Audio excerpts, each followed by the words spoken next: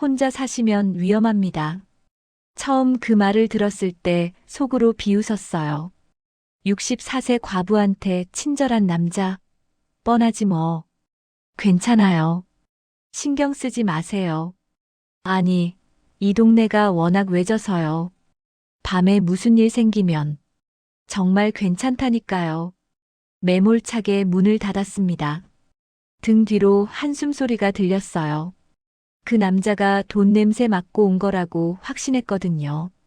남편 사망보험금 3억 2천. 그 돈 들어오자마자 시골로 도망친 건데 소문이 얼마나 빨리 퍼졌겠어요. 근데 이상했습니다. 그 남자 눈빛에 탐욕 같은 게 없었어요. 오히려 뭔가 숨기는 것 같았죠. 석 달 뒤에 알았습니다. 그 사람이 뭘 숨겼는지 듣고 나니까 미치겠더라고요. 3억은커녕 그 남자 통장 잔고가 얼마인지 알았을 때 저는 말문이 막혔습니다. 구독과 좋아요로 채널을 응원해주시고 이야기 끝까지 들어주세요. 충청도 외진 마을에 도착한 건 작년 9월이었습니다. 대전에서 버스 갈아타고 1시간 반. 마을 버스도 안 들어오는 곳이라 택시를 불렀어요. 기사님이 내비게이션 보더니 고개를 갸웃거렸죠. 손님, 여기 진짜 가세요? 아무것도 없는 데인데. 네, 거기요. 64세의 시골행을 결심한 건 도망치고 싶어서였습니다. 남편이 췌장암으로 떠난 게 8개월 전이에요. 3년 투병했는데 마지막 6개월은 지옥이었죠. 하루 4번 약 챙기고 밤마다 신음소리에 깨고 병원과 집을 오가다 제 몸도 망가졌습니다. 그이가 떠나고 나서 한동안 멍하게 지냈어요. 그러다 사망보험금이 들어왔습니다. 3억 2천만 원. 남편이 30년 넘게 부은 보험이었죠. 통장에 숫자가 찍히는 순간 서글퍼지더라고요. 당신 목숨값이 이거구나 싶었습니다. 그때부터 주변이 달라졌어요. 연락 끊었던 시누이가 제사 비용 얘기를 꺼냈고 안 보던 친척들이 명절도 아닌데 찾아왔습니다. 심지어 옆집 아줌마까지 슬쩍 떠보더라고요. 징그러웠습니다. 전부 다 돈 냄새 맡고 온 것 같았어요. 그래서 도망쳤습니다. 서울 아파트 전세 빼고 인터넷으로 찾은 시골집을 계약했어요. 보증금 500에 월세 30만 원. 마당 넓고 방 3개짜리 낡은 단층 집이었습니다. 택시에서 내려 대문을 여는데 옆집에서 누군가 나왔어요. 60대 중반쯤 돼 보이는 남자였습니다. 머리가 반백이고 얼굴이 검게 그을려 있었어요. 농사 짓는 사람 특유의 피부였죠. 키가 크고 어깨가 넓었습니다. 새로 오신 분이시죠? 네. 집 많으신데 도와드릴까요? 괜찮아요. 일부러 무뚝뚝하게 대답했습니다. 경계심이 확 올라왔거든요. 서울에서 당한 게 이런 친절이었어요. 다들 속셈이 있었습니다. 남자는 기분 나빠하지 않고 고개만 끄덕였어요. 필요한 거 있으면 말씀하세요. 바로 옆집입니다. 그렇게 말하고 돌아가더라고요. 뒷모습을 보는데 이상한 생각이 들었습니다. 저 사람 농사꾼 치고는 뭔가 달라 보인다. 손이 거칠지 않았어요. 말투도 시골 사람 같지 않았고요. 고개를 저었습니다. 상관없어. 어차피 엮일 일 없으니까. 짐을 풀고 방 청소를 하는데 해가 기울었어요. 저녁 7시쯤 됐을 때 현관문 밖에서 소리가 났습니다. 문을 열었더니 아까 그 남자가 서 있었어요. 손에 비닐봉지를 들고 있었습니다. 이사 첫날이라 밥 해드시기 힘드실 것 같아서요. 봉지 안에 김밥이랑 컵라면이 들어 있었어요.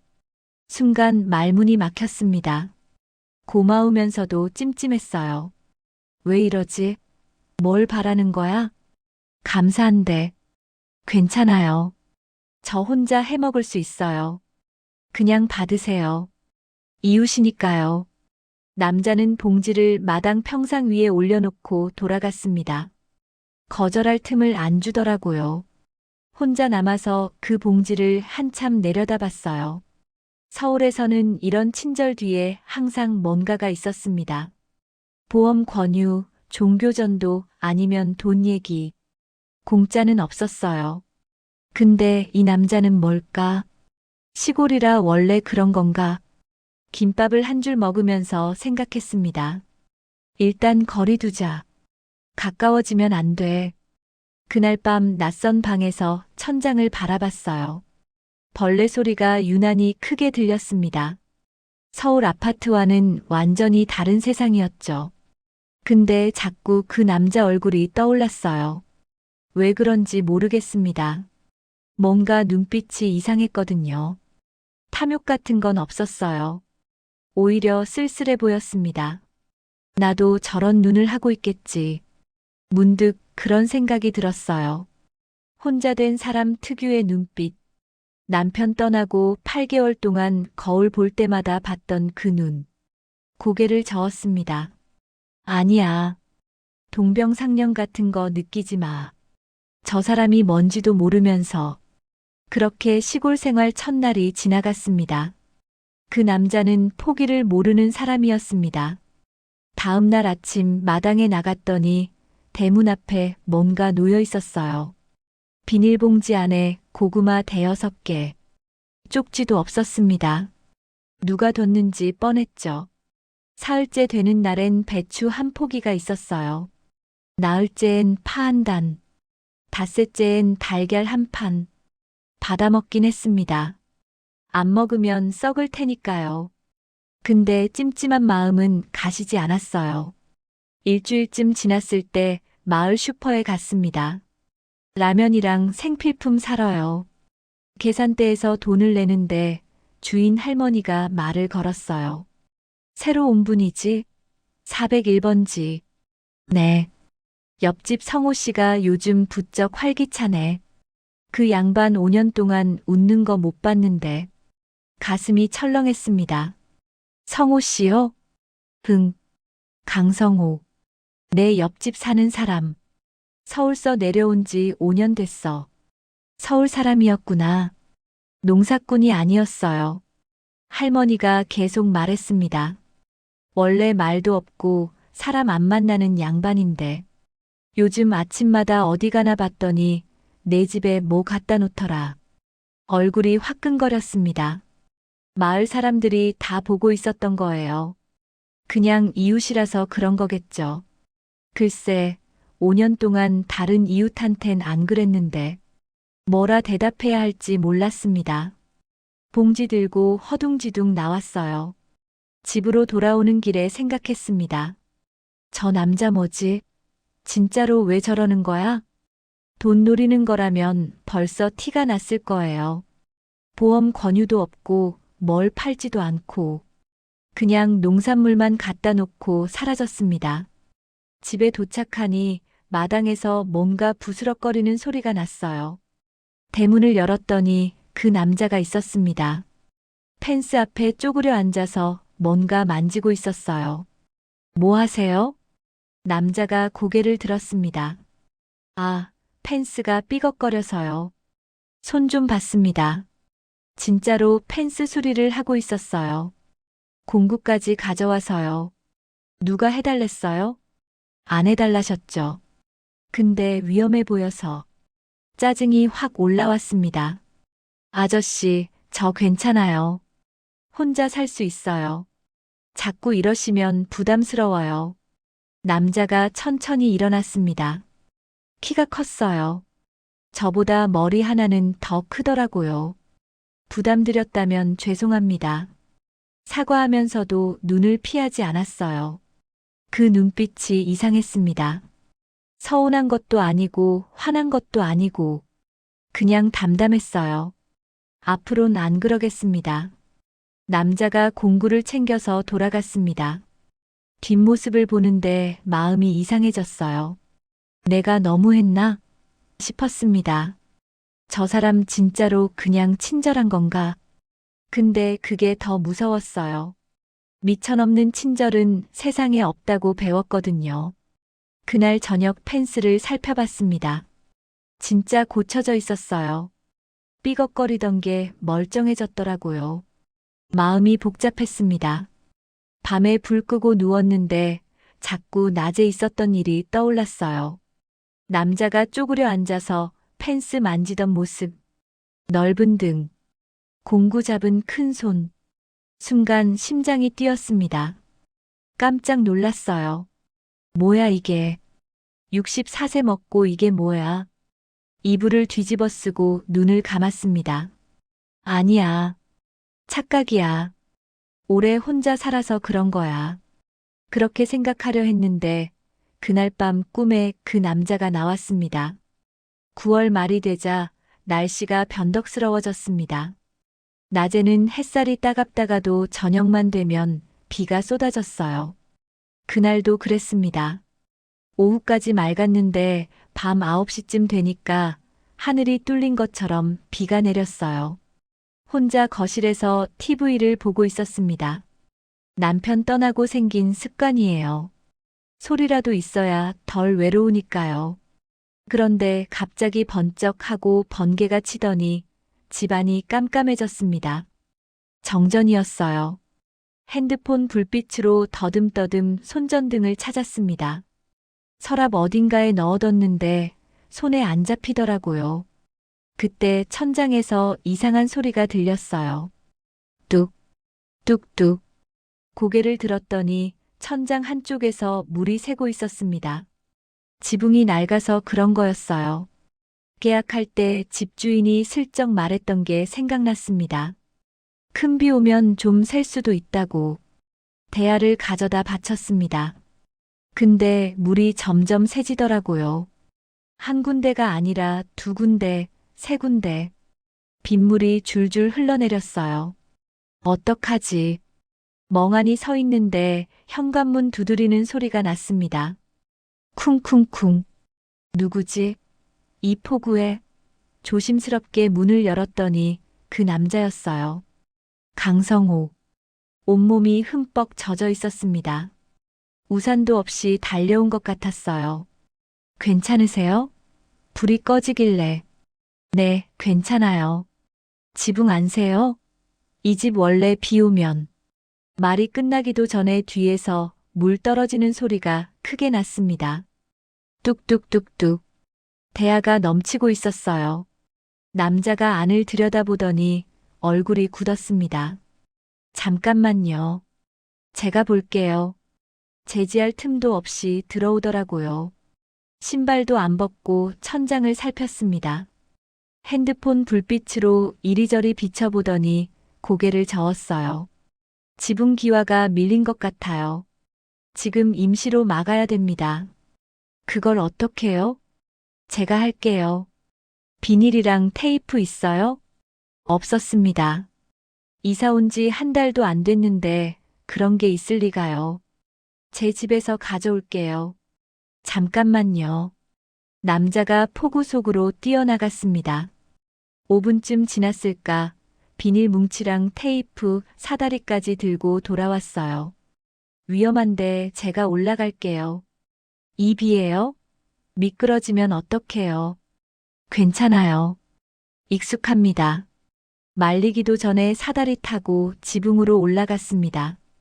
빗소리 사이로 쿵쿵거리는 발소리가 들렸어요. 한참 후에 물 새는 게 멈췄습니다. 남자가 내려왔을 때 숨이 가빴어요. 옷이 완전히 젖어서 몸에 딱 달라붙어 있었습니다. 그 순간 눈을 뗄 수가 없었어요. 젖은 셔츠 사이로 단단한 가슴이 보였습니다. 어깨가 넓었어요. 65세라고 했던가. 그 나이 몸이 아니었습니다. 탄탄했어요. 얼굴이 확 달아올랐습니다. 뭐야? 내가 지금 뭘 보고 있는 거야? 일단 막았어요. 내일 날 밝으면 제대로 고쳐야 해요. 아, 네. 감사합니다. 목소리가 떨렸습니다. 들켰을까봐 고개를 숙였어요. 수건 드릴게요. 젖으셨는데. 수건을 가지러 화장실로 갔습니다. 거울에 비친 제 얼굴이 빨갛게 달아 있었어요. 진정해. 64세야. 미쳤어? 수건을 들고 나갔더니 남자가 거실에 서 있었습니다. 물이 뚝뚝 떨어지고 있었어요. 여기요. 수건을 건네는데 손이 닿았습니다. 남자 손이 컸어요. 차가웠습니다. 빗물에 젖어서 그런 거겠죠. 근데 심장이 쿵했어요. 순간 서로 눈이 마주쳤습니다. 남자도 뭔가 느꼈는지 손을 걷어들였어요. 어색한 침묵이 흘렀습니다. 저 이만 갈게요. 네, 조심히 가세요. 정말 감사합니다. 남자가 나가고 문이 닫혔습니다. 혼자 남았어요. 심장이 아직도 빨리 뛰고 있었습니다. 손이 닿았던 부분이 뜨거웠어요. 그 사람 체온이 느껴지는 것 같았습니다. 아니야. 착각이야. 소파에 앉아서 진정하려 했습니다. 근데 자꾸 아까 본 게 떠올랐어요. 젖은 셔츠 사이로 보였던 가슴, 넓은 어깨, 큰 손. 남편 떠난 후로 이런 감정 처음이었습니다. 2년 동안 죽어 있던 줄 알았어요. 그런 건 다 끝난 줄 알았습니다. 근데 아니었어요. 아직 살아 있었습니다. 그게 무서웠어요. 누군가한테 다시 마음이 가면 또 아플 텐데, 또 떠나보내야 할 텐데, 밤새 잠이 오지 않았습니다. 비 그친 새벽에 창밖을 내다봤어요. 옆집에 불이 꺼져 있었습니다. 그 사람도 자고 있겠지. 내일 마주치면 뭐라고 하지. 심장이 또 뛰었습니다. 다음 날 아침 지붕 수리업자가 왔습니다.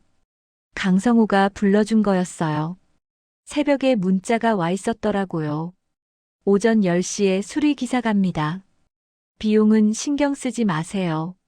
신경 쓰지 말라니. 그게 더 신경 쓰였습니다. 기사가 지붕 올라가서 1시간쯤 작업했어요. 내려와서 말하더라고요. 기와 몇 장 갈았습니다. 비용은 옆집 분이 이미 내셨어요. 얼마예요? 15만 원이요. 가슴이 답답해졌습니다. 왜 저러는 거야? 대체 뭘 바라는 건데?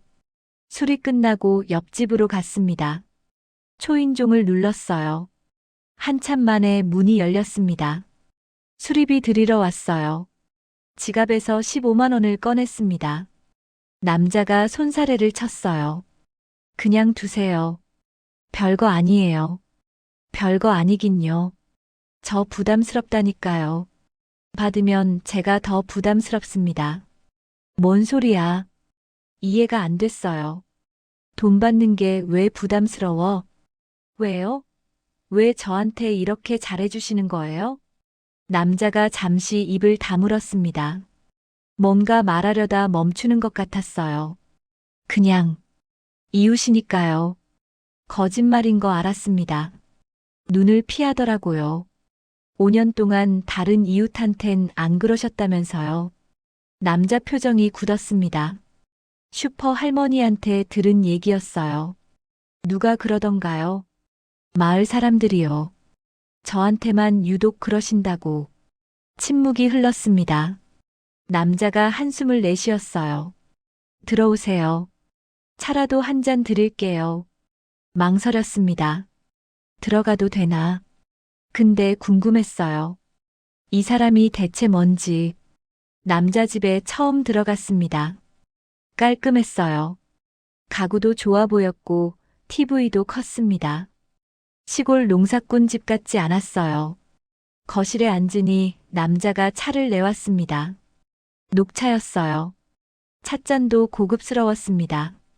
사실대로 말씀드릴게요. 남자가 맞은편에 앉으며 말했습니다. 저 농사꾼 아닙니다. 알고 있었어요. 손이 너무 깨끗했으니까요. 서울에서 사업했습니다. 건설 쪽이요. 5년 전에 정리하고 내려왔어요. 왜요? 아내가 죽었거든요. 가슴이 철렁했습니다. 나도 그랬으니까요. 암이었어요. 3년 투병하다 갔습니다. 똑같았어요. 남편도 3년이었습니다. 눈물이 핑 돌았지만 참았어요. 그래서 여기로 도망친 거예요. 서울에 있으면 자꾸 생각나서. 도망. 나도 그랬습니다. 이 사람도 그랬구나. 자식들은요? 있어요. 아들 둘. 근데 사이가 안 좋습니다. 유산 문제로 싸우고 연락 끊었어요. 남자가 찻잔을 내려다봤습니다. 쓸쓸한 표정이었어요. 혼자 5년 살았습니다. 말 한마디 안 하고 지낸 날도 많았어요. 근데 말을 멈췄습니다. 저를 바라봤어요. 당신 이사 오는 날 봤습니다. 택시에서 내리는 거요. 심장이 뛰기 시작했습니다. 눈빛이 저랑 똑같았어요. 도망쳐온 사람 눈빛, 세상한테 지친 사람 눈빛, 목소리가 낮아졌습니다. 그냥 지나칠 수가 없었어요. 찻잔 잡은 손이 떨렸습니다. 뭐라고 해야 할지 몰랐어요. 그래서 자꾸 챙긴 거예요. 미안합니다. 부담 드린 거 아니에요. 입에서 저절로 나왔습니다. 부담 아니에요. 그냥 무서웠어요. 남자가 고개를 갸웃거렸습니다. 미쳐넘는 친절은 없다고 배웠거든요. 다들 뭔가 노리고 접근하니까. 근데 아저씨는 뭘 원하는지 모르겠어서 그게 무서웠어요. 솔직하게 말했습니다. 남자가 피식 웃었어요. 처음 보는 웃음이었습니다. 원하는 거요? 네. 밥같이 먹을 사람이요. 그것뿐입니다. 단순했어요. 너무 단순해서 오히려 진심 같았습니다. 오늘 저녁 같이 드실래요? 제가 할게요. 갑작스러운 제안이었습니다. 거절해야 하나. 근데 고개가 끄덕여졌어요. 네. 남자가 웃었습니다. 주름진 얼굴이 환해지더라고요. 그 웃음 보는 순간 가슴이 뜨거워졌습니다. 얼굴도 달아올랐어요. 65세 남자 웃음에 심장이 뛰다니. 내가 미쳤나. 집으로 돌아오는 길에 자꾸 그 얼굴이 떠올랐습니다. 저녁이 기다려졌어요. 이 나이에 누군가와의 약속이 기다려지다니. 저녁 6시에 옆집으로 갔습니다. 문을 열고 들어가니 고소한 냄새가 났어요. 된장찌개랑 계란말이, 밥상이 차려져 있었습니다. 앉으세요. 남자가 의자를 빼줬어요. 어색하게 앉았습니다. 마주보고 밥 먹는 게 얼마만인지 모르겠더라고요. 남편 떠난 후로 처음이었어요. 맛있게 드세요. 잘 먹겠습니다. 된장찌개 한 숟갈 떴습니다. 맛있었어요. 손맛이 있었습니다. 요리 잘하시네요. 아내가 아프고 나서 배웠어요. 3년 동안 제가 다 했거든요. 간병했구나. 나처럼. 저도요. 남편 3년 간병했어요. 남자가 고개를 끄덕였습니다. 말 안 해도 아는 눈빛이었어요. 같은 길 걸어온 사람만 아는 거. 밥 먹으면서 이런저런 얘기를 나눴습니다. 서울 살던 동네 얘기, 자식들 얘기, 아픈 배우자 곁에서 버티던 날들 얘기. 말이 술술 나왔어요. 신기했습니다. 아무한테도 못했던 얘기들이었거든요. 마지막에 뭐라고 하셨어요? 아내분이. 남자가 젓가락을 내려놓았습니다. 당신은 살아야 한다고. 혼자 늙지 말라고. 가슴이 먹먹해졌어요. 남편도 비슷한 말 했거든요. 남편도 그랬어요. 좋은 사람 만나라고. 나 때문에 인생 끝내지 말라고. 눈물이 차올랐습니다. 참으려 했는데 안 됐어요. 툭 떨어졌습니다. 남자가 자리에서 일어났어요. 옆으로 와서 앉더니 손수건을 건넸습니다. 울어도 돼요. 그 한마디에 무너졌습니다. 펑펑 울었어요. 2년 동안 참았던 것들이 터져나왔습니다. 남편 떠나고 혼자 버틴 날들, 외로웠던 밤들, 아무도 없는 집에서 천장만 바라보던 새벽들. 남자가 등을 토닥였어요. 아무 말 없이 그냥 곁에 있어줬습니다. 한참 울고 나니 부끄러웠어요. 고개를 숙였습니다. 죄송해요. 갑자기 이래서. 괜찮아요. 남자가 내 얼굴을 들어 올렸어요. 손이 뺨에 닿았습니다. 따뜻했어요. 거칠지만 부드러운 손. 눈이 마주쳤습니다. 심장이 멎는 것 같았어요. 숨이 막혔습니다. 남자가 천천히 가까워졌어요. 입술이 닿았습니다. 처음엔 가볍게, 살짝 스치듯이. 근데 거기서 안 끝났어요. 키스가 깊어졌습니다. 혀가 닿았어요. 숨이 가빠졌습니다. 2년 만에 느끼는 사람의 온기였어요. 이러면 안 되는데. 입술 떼면서 말했습니다. 목소리가 떨렸어요. 왜요? 우리 나이에. 우리 나이에 뭐가 안 돼요? 남자가 내 손을 잡았어요. 손이 컸습니다. 내 손이 완전히 감싸졌어요. 괜찮으시면 오늘 여기 있어요. 심장이 터질 것 같았습니다. 거절해야 했어요. 근데 입이 안 떨어졌습니다. 고개를 끄덕였어요. 남자가 일어나서 내 손을 잡아 이끌었습니다. 방으로 갔어요. 침대에 앉으니 다리가 떨렸습니다. 64세에 이런 떨림이라니. 신혼 때도 이렇게 안 떨었거든요. 천천히 할게요. 남자가 속삭였어요. 단추를 하나씩 풀었습니다. 조심스러웠어요. 급하지 않았습니다. 옷이 벗겨졌어요. 부끄러웠습니다. 64세의 몸이었거든요. 주름지고 처진. 아름다워요. 남자가 말했습니다. 눈물이 또 났어요. 남자 몸이 내 위로 왔어요. 무겁지 않았습니다. 팔로 지탱하고 있었거든요. 탄탄한 가슴이 느껴졌어요. 천천히 시작됐습니다. 숨이 가빠졌어요. 온몸이 뜨거워졌습니다. 오랫동안 잊고 있던 감각이 살아났어요. 이 나이에도 이런 게 가능하구나. 몸이 살아있구나. 끝나고 나서 남자의 품에 안겼습니다. 땀이 식어가는 게 느껴졌어요. 살아있는 느낌이 나요. 내가 말했습니다. 나도요. 5년 만에 처음이에요. 남자가 내 머리카락을 쓸어 넘겼어요. 창밖으로 달이 떠 있었습니다. 시골 밤하늘은 별이 많았어요. 그날 밤 손잡고 잠들었습니다. 깨어나면 후회할까봐 무서웠어요.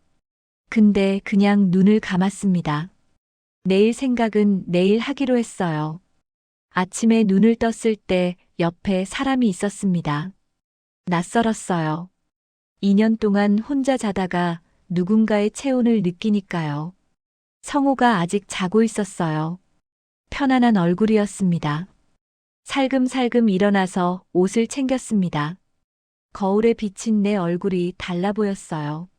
뭐라고 해야 하나? 환해졌다고 해야 하나?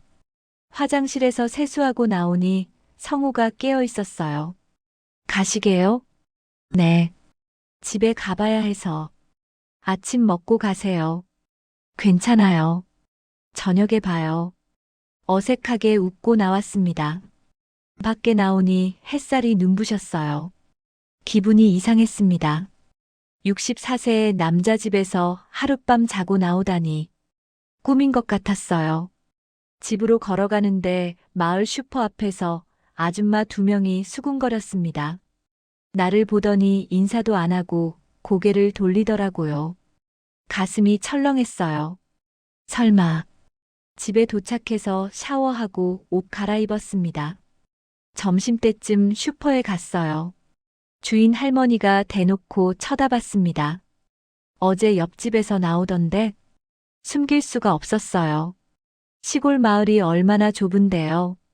네. 저녁 먹었어요. 저녁만 먹었어? 할머니가 킥킥거렸습니다. 얼굴이 화끈거렸어요. 집으로 돌아오는데 핸드폰이 울렸습니다. 서울에 있는 딸 수진이었어요. 엄마, 나야. 그래 수진아. 무슨 일이야? 엄마 요즘 뭐 해?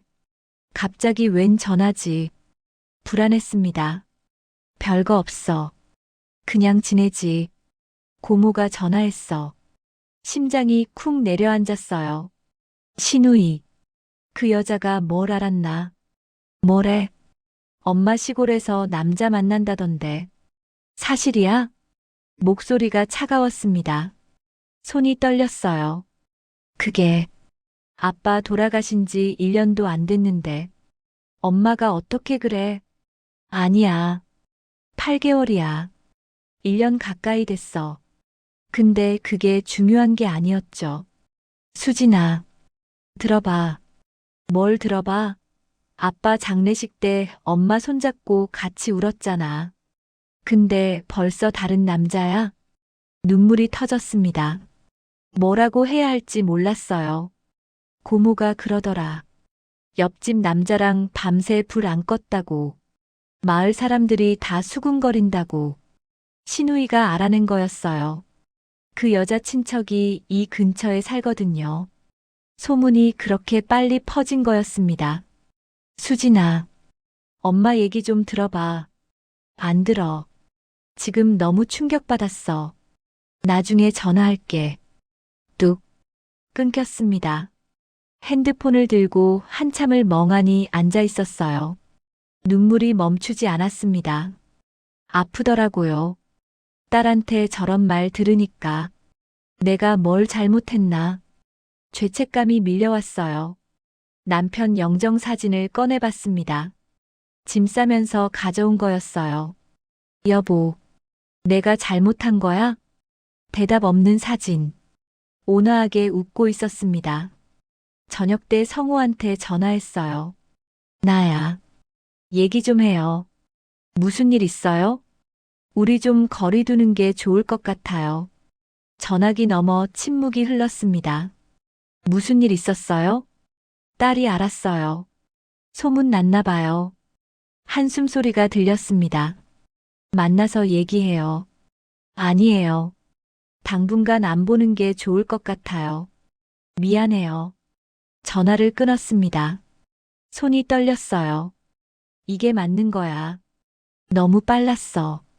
남편 떠난 지 1년도 안 됐는데 다른 남자라니. 그날 밤 잠이 오지 않았습니다. 천장을 바라보며 생각했어요. 성우 얼굴이 자꾸 떠올랐습니다. 어젯밤 품에 안겨있던 그 따뜻함, 살아있다는 느낌. 근데 지금은 그게 죄처럼 느껴졌어요. 딸 말이 맞는 것 같았습니다. 아빠 돌아가신 지 얼마나 됐다고. 내가 어떻게 그럴 수 있어. 새벽까지 뒤척였어요. 눈물이 마를 줄 몰랐습니다. 일주일이 지났습니다. 성우를 피했어요. 대문 밖에 나갈 때 옆집 확인하고 나갔습니다. 마주칠까봐 무서웠거든요. 마주치면 마음이 흔들릴 것 같았어요. 근데 그 사람은 약속을 지켰습니다. 찾아오지 않았어요. 농산물도 안 갖다 놨고요. 진짜로 거리를 뒀습니다. 그게 고마우면서도 서운했어요. 이상하죠. 거리 두자고 한 건 나인데 3일째 되던 날 밤이었습니다. 창밖을 내다봤어요. 옆집에 불이 꺼져 있었습니다. 평소엔 거실 불이 켜져 있거든요. 그날은 깜깜했어요. 뭐 하고 있을까? 밥은 먹었을까? 고개를 저었습니다. 신경 쓰지 마. 내가 끊자고 했잖아. 닷새째 되던 날 슈퍼에서 주인 할머니가 말했어요. 옆집 성호 씨 요즘 안 보이네. 어디 아픈가? 가슴이 철렁했습니다. 아픈 거예요? 글쎄, 며칠째 안 나오더라고. 원래 아침마다 산책하는 사람인데 집으로 돌아오면서 발걸음이 느려졌습니다. 옆집 대문 앞에서 멈췄어요. 들어가 볼까? 아니야. 가지 마. 결국 그냥 지나쳤습니다. 그날 밤 잠이 안 왔어요. 자꾸 성호 생각이 났습니다. 병원 다녀온 것처럼 아픈 표정 짓고 있으면 어떡하지? 쓰러져 있으면 어떡해? 새벽 3시에 벌떡 일어났습니다. 못 참겠더라고요. 코트 걸치고 밖으로 나갔어요. 옆집 대문 앞에 섰습니다. 손이 떨렸어요. 초인종을 눌렀습니다. 한참 만에 불이 켜졌어요. 문이 열렸습니다. 성우가 서 있었어요. 수염이 덥수룩하게 자라 있었습니다. 얼굴이 많이 야위었어요. 이 시간에 무슨 일이에요? 아프세요? 네. 며칠째 안 보인다고 해서. 슈퍼 할머니가. 성우가 피식 웃었습니다. 힘없는 웃음이었어요. 안 아파요. 그냥 나가기 싫었어요.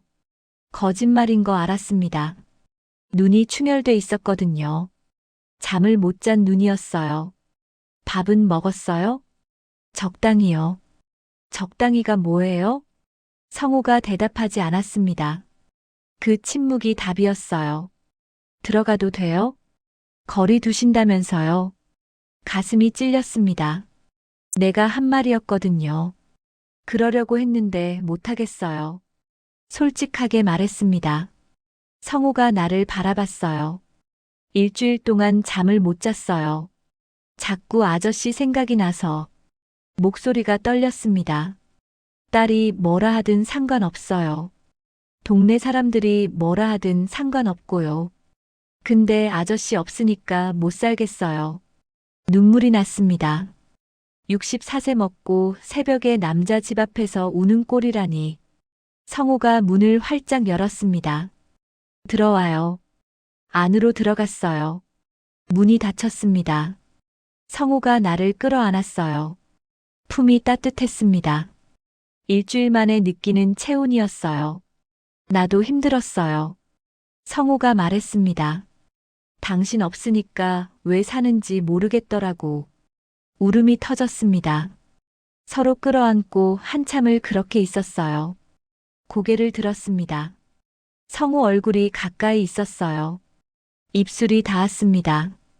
이번 키스는 일주일 전과 달랐어요. 급하고 뜨거웠습니다. 참았던 게 터지는 것 같았어요. 옷이 벗겨졌습니다. 신경 쓸 겨를이 없었어요. 그냥 이 사람이 필요했습니다. 침대까지 갔어요. 성우가 내 위로 올라왔습니다. 아팠어요. 일주일 동안. 그가 속삭였어요. 나도요. 천천히 시작됐습니다.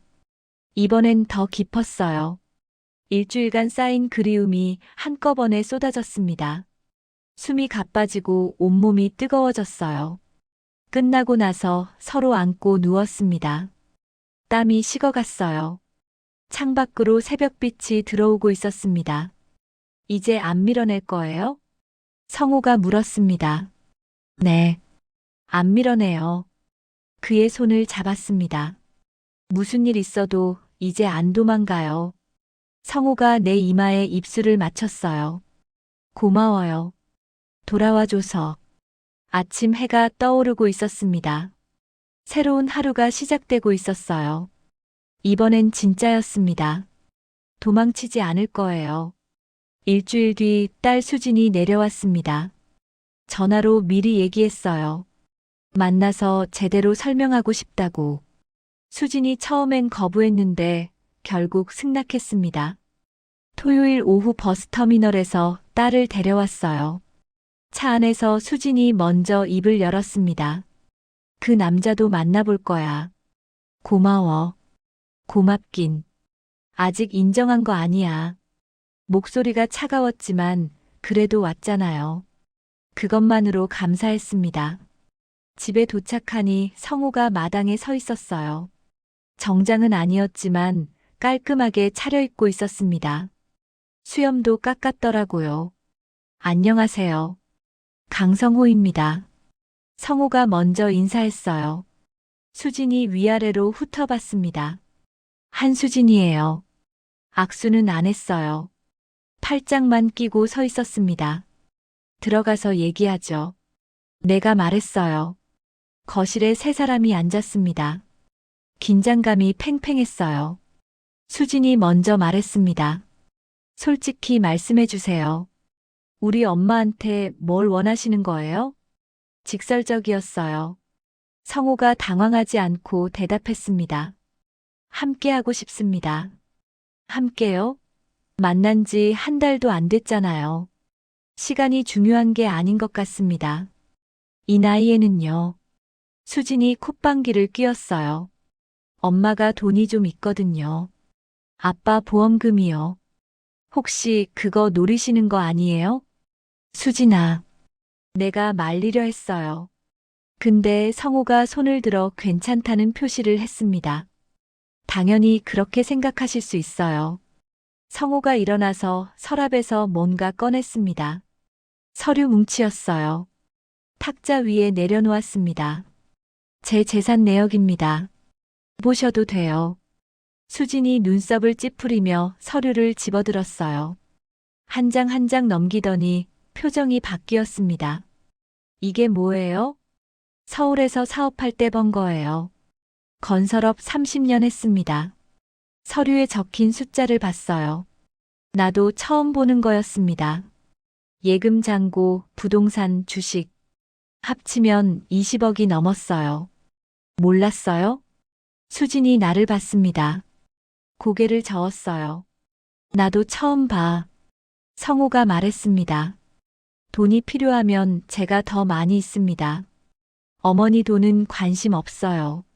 수진이 서류를 내려놓았습니다. 당황한 표정이었어요. 그럼 왜 이런 시골에서 혼자 사세요? 서울에서 잘 사시면 될 텐데. 아내가 죽고 나서 살고 싶지 않았어요. 성호의 목소리가 낮아졌습니다. 돈이 아무리 많아도 혼자면 쓸모없더라고요. 같이 밥 먹을 사람이 없으면 뭐 하러 사나 싶었어요. 수진이 입을 다물었습니다. 근데 어머니 만나고 달라졌어요. 아침에 눈 뜨는 게 기다려지기 시작했습니다. 나를 바라봤어요. 이분이 제 삶을 다시 시작하게 해줬어요. 눈물이 났습니다. 참으려 했는데 안 됐어요. 수진이 한참 동안 아무 말 없이 앉아 있었습니다. 그러다 한숨을 내쉬었어요. 아빠도 그랬어요. 뭐라고? 돌아가시기 전에요. 엄마 혼자 두고 가는 게 제일 걱정이라고. 좋은 사람 만나면 반대하지 말라고. 가슴이 먹먹해졌습니다. 남편이 그런 말을 했구나. 그래서요. 반대 안 할게요. 수진이 나를 봤어요. 엄마가 행복하면 돼요. 아빠도 그걸 원했을 거야. 눈물이 터졌습니다. 수진이 다가와서 안아줬어요. 고마워. 수진아. 대신 잘해주셔야 해요. 수진이 성호를 봤습니다. 우리 엄마 힘들게 하시면 가만 안 둘 거예요. 성호가 고개를 숙였습니다. 약속합니다. 그날 저녁 셋이 같이 밥을 먹었어요. 성호가 직접 차린 상이었습니다. 된장찌개에 계란말이에 잡채까지. 수진이 한 숟갈 먹더니 말했어요. 맛있네요. 요리 잘하시네. 고마워요. 분위기가 풀렸습니다. 대화가 오갔어요. 웃음소리도 났고요. 밥 먹고 수진이 서울로 올라갔습니다. 터미널까지 배웅하고 돌아오는 길에 성우가 내 손을 잡았어요. 잘 됐네요. 네. 잘 됐어요. 집 앞에 도착해서 하늘을 올려다봤습니다. 별이 쏟아질 것 같았어요. 시골 밤하늘은 참 맑았습니다. 고마워요. 내가 말했어요. 뭐가요? 기다려줘서요. 포기 안 해줘서요. 성우가 내 어깨를 감싸 안았습니다. 앞으로도 쭉 함께 해요. 네. 그래요. 남편이 떠나고 1년. 도망치듯 내려온 시골에서 사랑을 찾았습니다. 생각지도 못한 곳에서요. 인생은 정말 모르는 거더라고요.